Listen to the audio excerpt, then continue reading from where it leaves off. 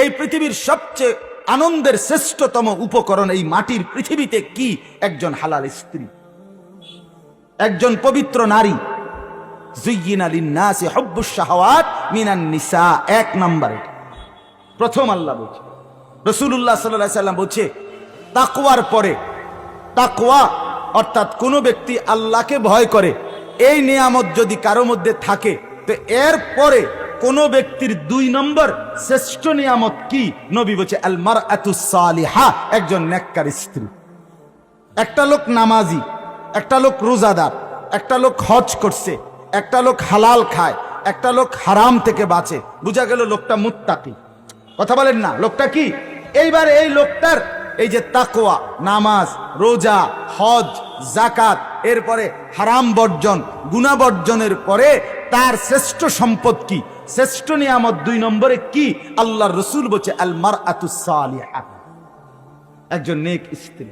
এই যে সঙ্গী, এই জোড়া, তার জোড়াটা তার স্ত্রী, তার স্ত্রী তার শ্রেষ্ঠ সম্পদ।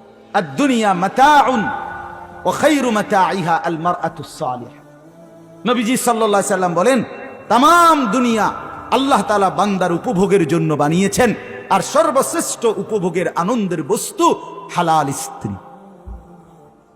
হালাল, সেটা হালাল হইতে হবে, পবিত্র স্ত্রী হইতে হবে, কোরআন সুন্নাহর বন্ধনে হইতে হবে, শরীয়তের সীমারেখা মেনে নিতে হবে। ওই রাস্তার নর্তকী না, ওই সিনেমার নর্তকী না, ওই বেহায়া বেপর্দা নারী না, অবৈধ প্রেমিকা না, অবৈধ সম্পর্কের কোনো মেয়ে না।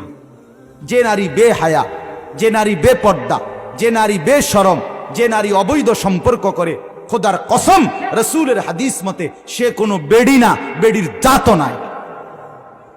বেহায়া নারী এটা কোনো বেডিও না, বেডির জাতও নাই। এটা প্লাস্টিক অথবা ইলাস্টিক অথবা বালতি অথবা লোডা অথবা বদনা। হ্যাঁ, রাসূল বলছেন আল মারআতু আওরা, নারী বলে কাকে? নবী বলছে এক শব্দ, নারী বলে কাকে? পাউডার মাখে যে, নাকি ফেয়ার এন্ড লাভলি ডলে যে, রাস্তা রাস্তায় টোটো করে হাঁটে যে, না। রাসূল বলছে আওরাতুন, নারী বলে তাকে ঢেকে থাকে যে, নারী বলে তাকে আড়ালে থাকে যে, নারী বলে তাকে গোপন থাকে যে, নারী বলে তাকে লুকিয়ে থাকে যে। খোদার কসম এইটাই বলে না। অতএব বেপর্দা নারী নারী না, বেহায়া নারী নারী না, বেশরম নারী নারী না। বলে তো হেবুডি গীতা, হেবুডি ডাক্তার দেয়া, হেবুডি গীতা আমার কি দরকার? কথা বোঝেন নাই? নবী বলছে আমনে কোনো বেডি না। বলে তো আমি কিতা, তা আমনে না ডাক্তার দেবেন, আমনে কিতা, আমনে ডাক্তারের তো খবর ল। এজন্য আল্লাহ তাআলা এটা নিয়ামত দিয়েছেন। রাসূলুল্লাহ সাল্লাল্লাহু আলাইহি সাল্লাম বলছেন হাদিসের মধ্যে আছে, নবীজি বলছে আরবাউন মিনাস সাআদা, দারুন হাদিস শুনেন। নবীজি বলছে 4টি জিনিস কোন মানুষের দুনিয়ার জীবনে সৌভাগ্য, 4টা জিনিস যদি থাকে কারো। 1 নাম্বার আল মারআতুস সালিহা, একজন নেককার স্ত্রী। 2 নাম্বার আল জারুস সালিহ, একজন নেককার প্রতিবেশী, একজন নেককার প্রতিবেশী। 3 নাম্বার আল মাসকানুল ওয়াসি', একটা প্রশস্ত ঘর। 4 নাম্বার আল মারকাবুল হানি, একটা আরামদায়ক বাহন, মানে গাড়ি, আরামদায়ক যানবাহন। এই 4টা জিনিস সাআদা, সৌভাগ্য। রাসূলুল্লাহ সাল্লাল্লাহু আলাইহি ওয়াসাল্লাম বলেন, কোরআনের একটা আয়াত নাজিল হইছে, ওয়াল্লাযীনা ইয়াকনিজুনা আয-যাহাবা ওয়াল ফিদ্দা ওয়া লা ইউনফিকুনাহা ফি সাবিলিল্লাহ ফাবাশশিরহুম বিআযাবিন আলীম। আল্লাহ বলে, যাদেরকে আল্লাহ স্বর্ণ রৌপ্য অগাধ সম্পদ দিয়েছে কিন্তু সেগুলো আল্লাহর রাস্তায় খরচ করে নাই, সে তার জন্য ওই সম্পত্তি স্বর্ণ রৌপ্যর কারণে যেগুলো আল্লাহর রাস্তায় খরচ করে নাই, তাদের জন্য আল্লাহর পাক বলেন ফাবাশশিরহুম বিআযাবিন আলীম, হে নবী তাদেরকে আপনি ভীষণ আযাবের সংবাদ জানান, মর্মান্তিক জাহান্নামের আযাবের কথা বলেন। তো সাহাবীরা জিজ্ঞেস, হাদিসে আমরা পড়ছি, এই আয়াত যখন নাযিল হইছে তখন নবীজি সফরে, মানে কোন জায়গার মধ্যে যাইতেছিলেন, তো যানবাহনের মধ্যে, অর্থাৎ হয় ঘোড়ার পিঠে, নয় উটের পিঠে, নয় গাধার পিঠে, সাথে কিছু সাহাবী আছে। এই সময় এই আয়াতটা নাযিল হইছে। তো এক সাহাবী বলতেছে, ইয়া রাসূলুল্লাহ, এই আয়াত দ্বারা তো বোঝা গেল ধন সম্পদ জমানো এটা খুব বেশি কোনো সুখের বিষয় না, কারণ ঠিক মতো যদি আল্লাহর রাস্তা খরচ না করি তাহলে ফিডা তো কোনো মাটি থুরত না। ফাবাশশিরহুম বিআযাবিন আলীম বলছে আল্লাহ।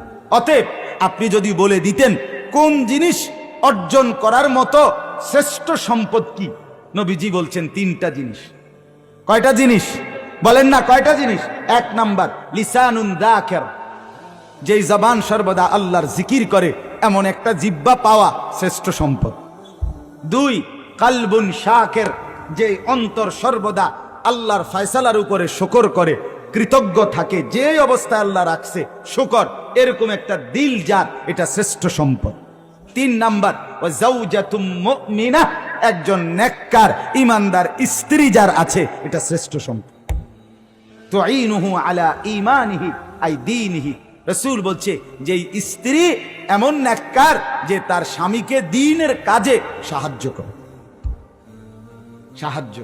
স্বামীকে সাজিয়ে দেয় দ্বীনের জন্য, স্বামীকে গুছায়া দেয়, উৎসাহিত করে দেয় দ্বীনের কাজে। হ্যাঁ, হযরত মাওলানা মুফতি আরিফ বিন হাবিব, বাংলাদেশের বর্তমান সময়ের উজ্জ্বল নক্ষত্র, বাংলাদেশের এক শ্রেষ্ঠ হাদিস বিশারদ, আলেমে দ্বীন, বর্তমান সময়ের সারা জাগানো একজন আলেম। ওনার একটা বই বেরিয়েছে, মিম্বরের আমানত, বইটির নাম 3 খণ্ডে। এটার প্রথম খণ্ডে এই হাদিস সব আছে। আমি এই কয়েক গত 3-4 দিন ধরে ফোরসি বইয়ে গাড়ি এডি, এখন আপনি শুনেন একজন নেককার স্ত্রী। তাহলে ওয়ামিন কুল্লি শাইইন খালাকনা যাওজাইনি, আল্লাহ বলেন আমি সব সৃষ্টি বানিয়েছি, সবকিছু জোড়ায় জোড়ায় জোড়ায় জোড়ায়। তাহলে আমরা পুরুষ, আমাদের স্ত্রী আমাদের শ্রেষ্ঠ সম্পদ, আমাদের শ্রেষ্ঠ সম্পদ, আল্লাহর কুদরত, আল্লাহর দয়া। অতএব স্বামী আর স্ত্রী মিলে নেককার হওয়া, এটা আমাদের জীবনের বড় অর্জন। আসমান আমাদের মাথার উপরে, এটা দেখে আল্লাহকে চিনা, জমিন আমার পায়ের নিচে, এটা দেখে আল্লাহকে চিনা, আমার স্ত্রীকে আল্লাহর নেয়ামত, এটা দেখে আল্লাহকে চিনা, মিলে মিশে আল্লাহর গোলামি আর বন্দিগির মধ্যে গড়ে তোলা, এটাই হলো আমাদের জীবনের লাভ, আমাদের জীবনের কামিয়াবি। আল্লাহ বলেন এইবার 3টা জিনিস আমি কেন দিলাম বান্দা, মাথার উপরে আসমান কেন দিলাম, পায়ের নিচে জমিন কেন দিলাম, তোমাদের জন্য তোমাদের জোড়া স্ত্রী তোমাদের জন্য কেন বানাইলাম, লাআল্লাকুম তাদাক্কারুন, যেন তোমরা সকলেই উপদেশ গ্রহণ করতে পারো, নসিহত গ্রহণ করতে পারো, আমার গোলামি করতে পারো, আমাকে চিনতে পারো। এত বড় নেয়ামত যিনি দিয়েছেন, আমি তার ইবাদত করব না তো কার করব? মানুষ এত অকৃতজ্ঞ কেমনে হয় বাপ?